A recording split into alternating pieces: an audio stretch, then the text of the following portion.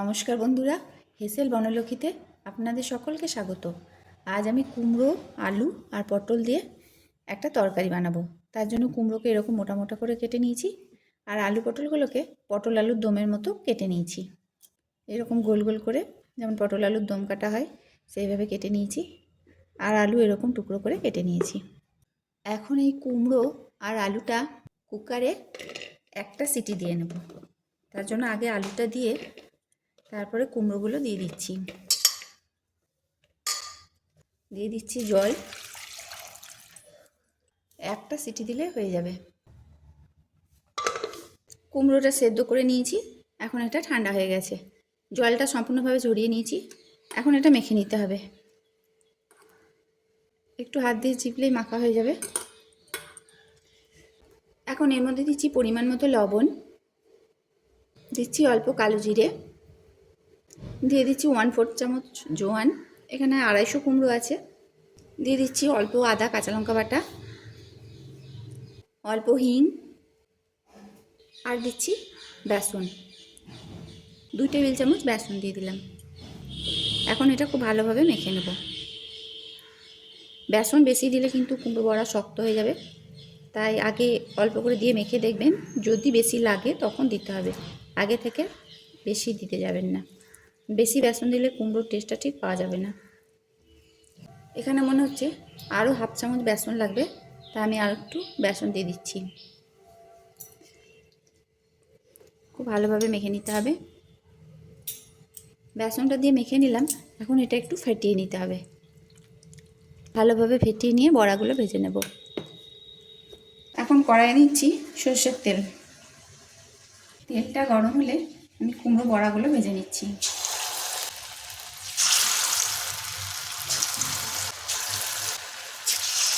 একদিকটা ভাজা হলে বড়াগুলো উল্টে দিতে হবে।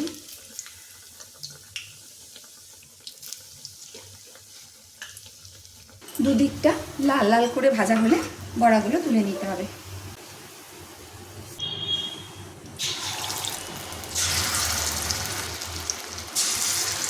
এই বড়াগুলো একদিকটা ভাজা হলে উল্টে ভালো করে ভেজে নেব।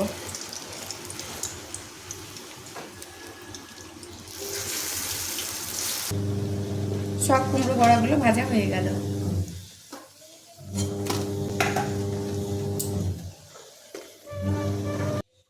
এখন ওই তেলে ছেড়ে দিচ্ছি পটল, দিচ্ছি হলুদ, লবণ। এখন পটলগুলো ভালো করে ভেজে নেব। পটলটা বেশ লাল লাল করে ভেজে নিলাম। এখন এটা তুলে নিচ্ছি। তারপর তেল খানিকটা কমিয়ে নিয়ে তরকারিটা শুরু করব। এখন ওই তেলে দিচ্ছি একটা শুকনো লঙ্কা, দিচ্ছি জিরে ফোড়ন, আর দিচ্ছি অল্প হিং। ফোড়নটা একটু নেড়ে চেড়ে নিচ্ছি 30 সেকেন্ড মতো। এখন দিচ্ছি 1/2 চামচ আদা কাঁচা লঙ্কা বাটা।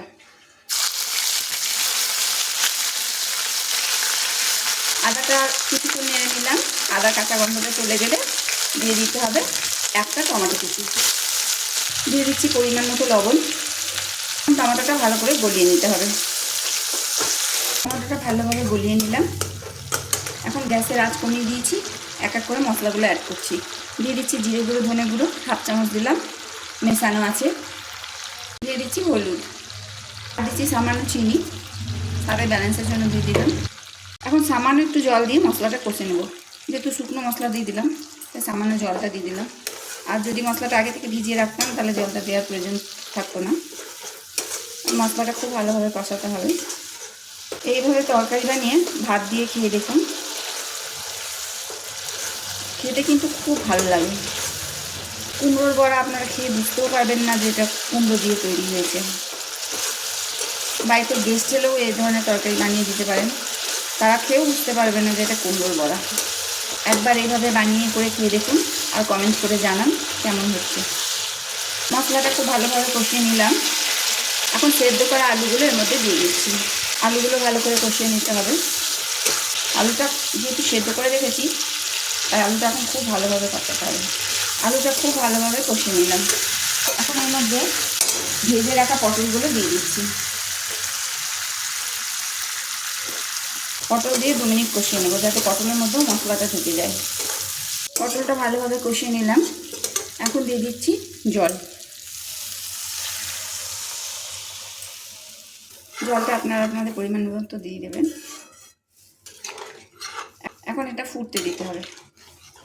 তরকারিটা ফুটতে শুরু করেছে, এখন ঢাকা দিয়ে আঁচ কমিয়ে আরও 5 মিনিটের জন্য ফুটিয়ে নেব।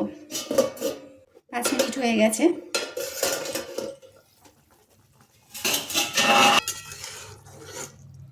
পটল আলুর রসাটা হয়ে গেছে। এখন এর মধ্যে কুমড়োর বড়াগুলো ছেড়ে দিচ্ছি।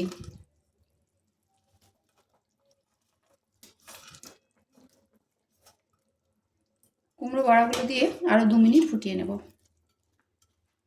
যাতে বড়ার মধ্যে রসটা ঢুকে যায়।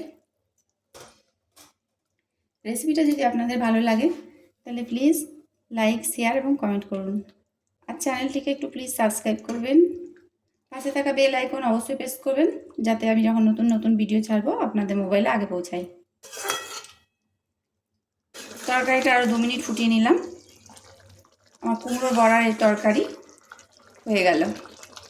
এখন আমি গ্যাসটা বন্ধ করে দিচ্ছি। সমস্ত রেসিপিটি দেখার জন্য হেসেল বনলক্ষ্মীর তরফ থেকে অসংখ্য ধন্যবাদ।